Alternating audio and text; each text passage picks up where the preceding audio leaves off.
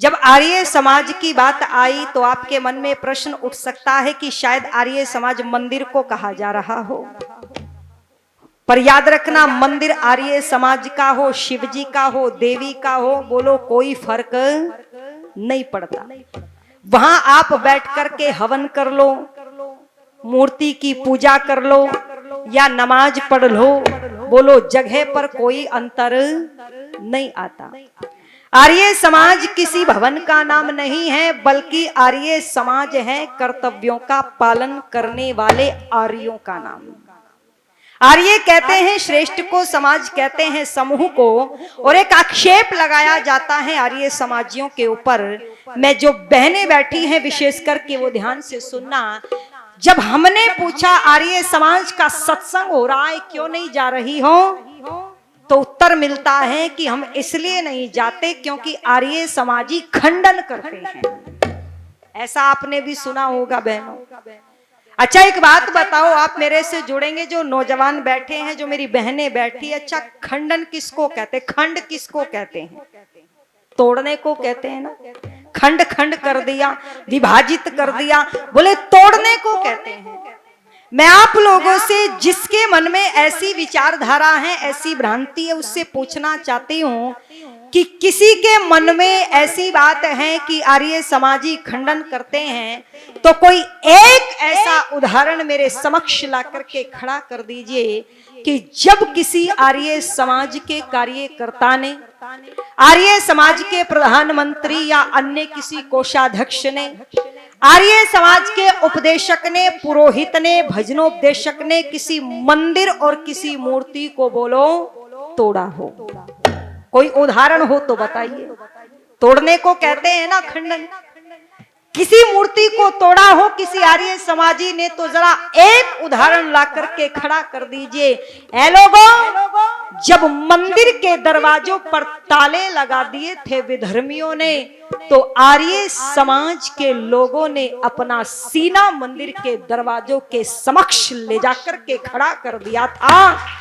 हैदराबाद के निजाम को घुटने टेकने पड़े थे अगर आर्य समाजियों के सीने दरवाजों के समक्ष ना होते, तो हिंदुओं की हिम्मत नहीं थी जो ताले मंदिर के खुलवा लिए होते। जब राम मंदिर पर वहां पर कुठाराघात हुआ, तो बोल दो आर्य समाज के सन्यासी, आर्य समाज के उपदेशक सबसे पहले दल बल के साथ में खड़े हुए थे। लेकिन आश्चर्य इस देश में, जिन्होंने मंदिर को तोड़ा, जिन्होंने मूर्तियों को तोड़ा, बोलो उनकी मजारों पर तो चादर चढ़ाई जाती है, और जिन्होंने रक्षा की है मंदिरों की, जिन्होंने मूर्ति के अस्तित्व को बचाया है, बोलो उन पर प्रश्न चिन्ह लगाया जाता है। याद रखना, क्या यही तो हमारे पतन का मुख्य कारण ना हो? विचार करना।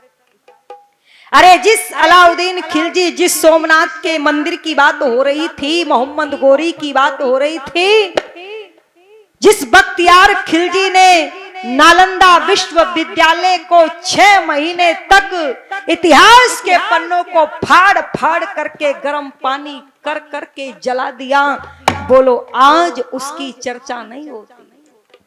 और याद रखना, इतिहास फाड़ा गया, नया इतिहास लिखा गया, बच्चों को पढ़ाया द ग्रेट अकबर, पर ये नहीं बताया कि जंगल में घास की रोटी खाने वाला महाराणा प्रताप कौन था। आगरा के अंदर नौरोजी मेले में वो अकबर को धरती की धूल चटाने वाली किरणमयी कौन थी?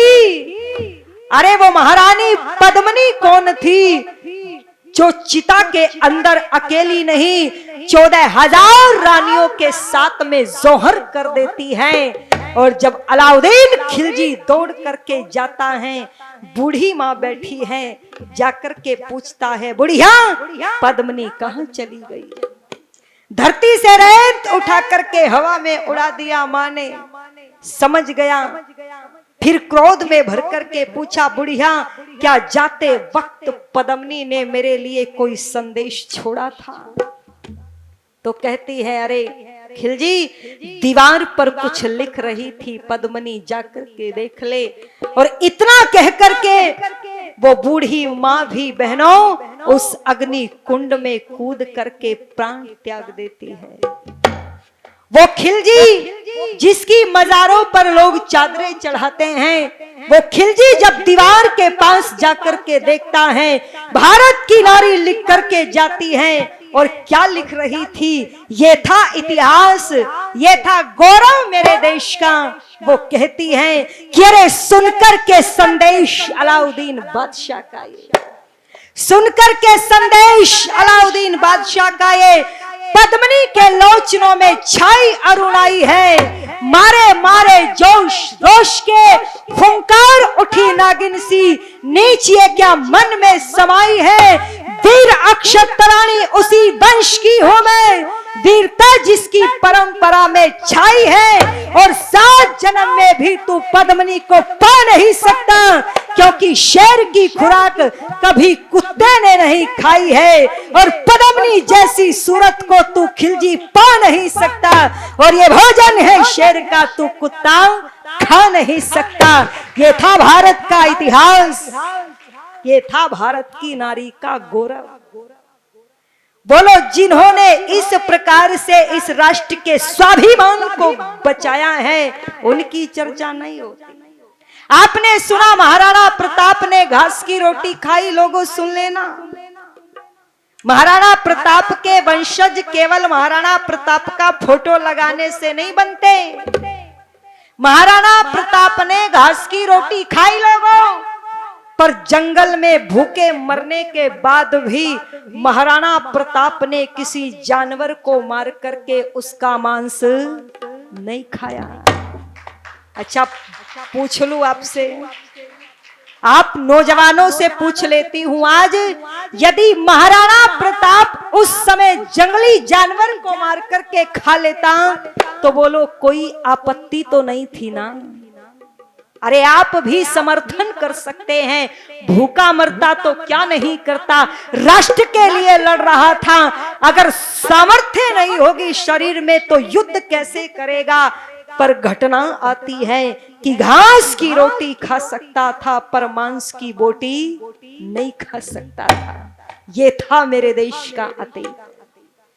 जिस बाजीराव पेशवा को आप भूल चुके हैं, 40 युद्ध जीवन में किए, 40 के 40 जीत गया था, आज उसे पर्दे पर नाचने वाली के चक्कर में दिखाया गया।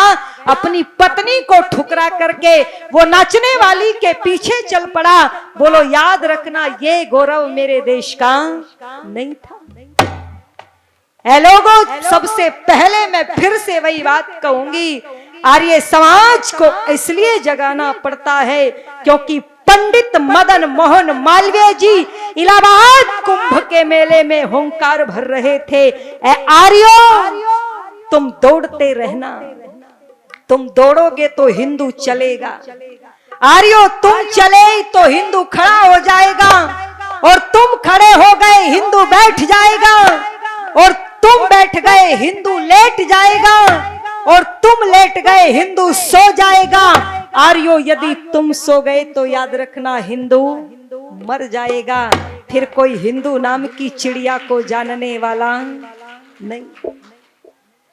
इसलिए आवश्यकता है आर्य समाज की, इसलिए आवश्यकता पड़ती है क्योंकि आर्य समाज के संपर्क में आकर के इस देश को आजादी मिली। आप सुन रहे थे, और ऐसे एक नहीं अनेकों उदाहरण भरे पड़े हैं। महारानी लक्ष्मीबाई कहती है महर्षि स्वामी दयानंद से, स्वामी जी कब तक संघर्ष करना पड़ेगा? इतना पुरुषार्थ करते हैं फिर भी अंग्रेज नहीं जाते।